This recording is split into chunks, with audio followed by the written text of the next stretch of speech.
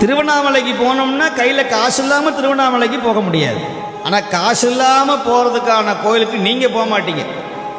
ஏன்னா உங்கள் மனசில் பதிஞ்சிருச்சு, எங்கே கூட்டம் அதிகமாக இருக்கிறதோ, எங்கு ஜனங்கள் அதிகமாக இருக்கிறதோ, எங்கு கடைகள் அதிகமாக இருக்கிறதோ அங்குதான் சக்தி அதிகமாக இருக்கிறது கடவுளுக்கு என்று நீங்கள் முடிவு பண்ணி விட்டீர்கள்.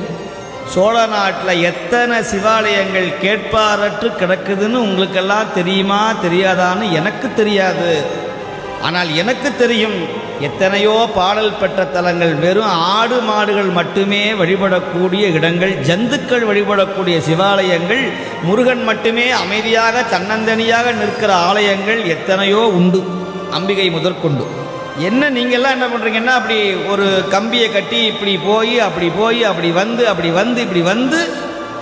அப்படி உள்ளே பார்த்தா ஒரு திருப்தி. நேராக பார்த்துட்டோம்னா சக்தி இல்லை அந்த சுவாமிக்கு.